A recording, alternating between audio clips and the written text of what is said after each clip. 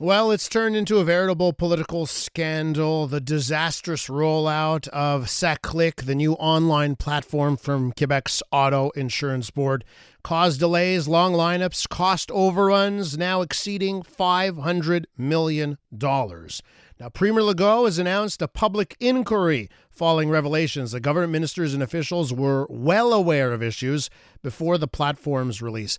This scandal has led to comparisons with the Charbonneau Commission, which investigated corruption in the construction industry.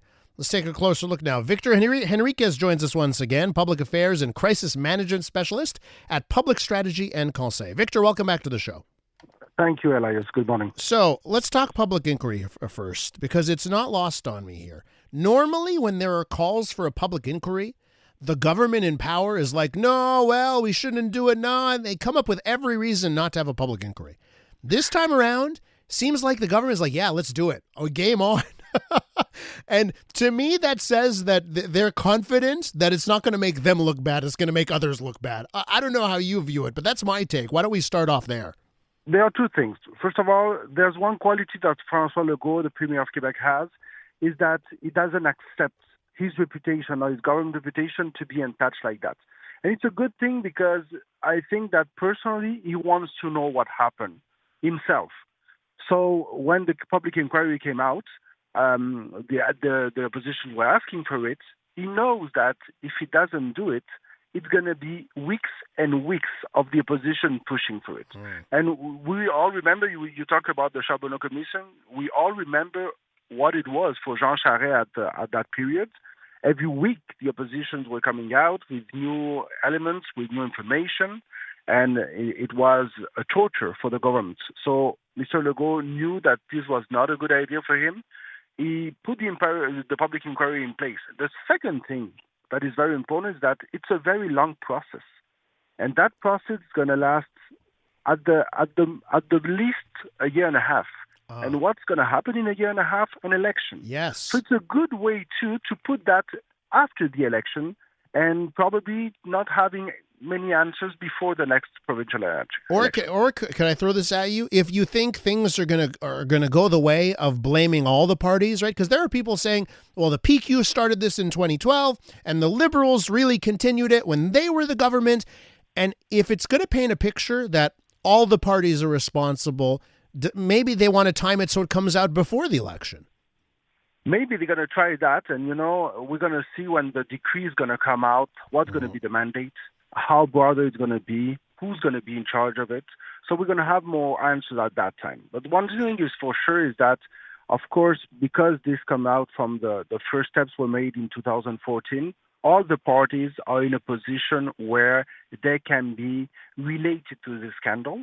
So, of course, for the government, a public inquiry is going to be an important process to make sure that it doesn't all go on their fault or on their shoulders. And I think one of the questions that I want to answer is the mechanisms in place to ring the alarm bells, right? Because to get to $500 million plus in cost overruns, I'm wondering to myself, okay, when they hit $5 million over budget, when they hit $10 million, when they hit $50 million, what happened then? How does it get to $500 million? Victor, do you have any answers on that front? I don't, sincerely, and that's something that as citizens we are all asking ourselves, what happens in a government? And it's not only in the Quebec government. You remember the Phoenix scandal at the federal level? Yes. With the paychecks, and yes. It was millions and billions of overcost. So the question here is this mismanagement? Is this willful blindness? Or this is incompetence? Or this is, as you ask, or this is corruption? Sincerely, I don't think it is corruption. I truly believe in the system. But I think that there are many people who don't do their job and they don't manage the public money in the best way. So that's why the public inquiry is a good thing to make sure that we learn from this situation and that we are able to make sure that in the future, within the next digital transformations, we're going to have better results. With Victor Henriquez, we're talking about the SAAQclic scandal. He's a crisis management specialist at Public Strategy and Conseils. So let me ask you this, because you brought up Phoenix, and I had brought it up on this show last week as well. The Phoenix payment system out of Ottawa. Also, Arrive Can, that was supposed to cost $80,000. It cost $60 million. And to me, it goes to that governments, they don't have brilliant technology software minds.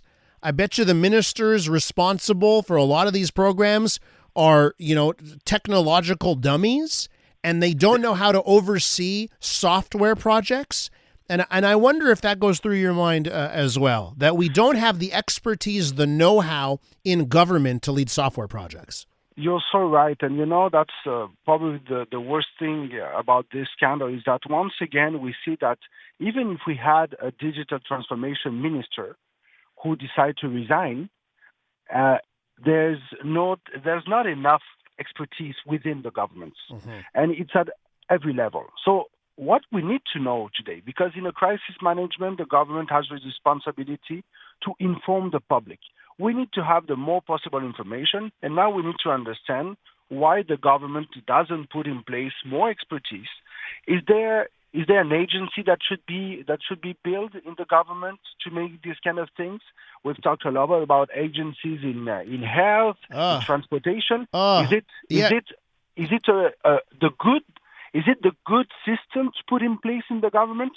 That's what the public inquiry needs to give us as answers, because the government is always late in these digital transformations, and in the next 10 years, we're going to have many transformations to put in place. But Victor, you're killing me here, huh? This doesn't happen. And I get it, but you're killing me when I hear about, let's create another agency. And I'm just like, we have enough agencies, and now that's all the SAAQ is like Santé Québec and we'll have a new transport, not a ministry, but an agency, and they'll do. And I'm just like, it's enough. Enough's enough. Just the people who are in charge have to do their jobs or hire the right people. But Elias, the question is, do we have enough agencies? Yes, I think we do have enough agencies, but do we have agencies at the right place? Yeah. Because maybe we should not have an agency in health, but we should have an agency for digital transformation. Yeah. Because every time you politicize the projects, it goes the wrong way. And you talked about the Charbonneau Commission.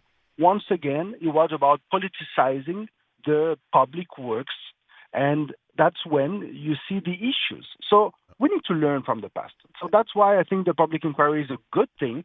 It's a very good move from the government because it's going to give them time. It's going to give independence to this file where the ministers were under heat, and now they're going to have more time to get the answers. But of course, as public, we're going to have to be patient because a public inquiry is a very long process. Do we know who got rich here out of that $500 million in cost overruns? Do we have any idea where that money went? That's the thing we don't know because, the companies that are involved in this file are very well-known companies. We're talking about SAS, we're talking about IBM. They are not small companies or small consultants who are trying to put a few bucks in their pockets. We are talking about big, incredible companies. So those are the ones we haven't heard from yet. Big company. I think that the inquiry is going to give us answers about that too. Yeah, not small companies looking to put a few bucks in their pockets. Gigantic companies who want to put lots of money in their pockets. You said that, I didn't. Victor, we got to leave it there. Always great to talk to you. Thanks so much. Thank you, Elias. Have a good day. That's Victor Henriquez from Public Strategy and Conseils.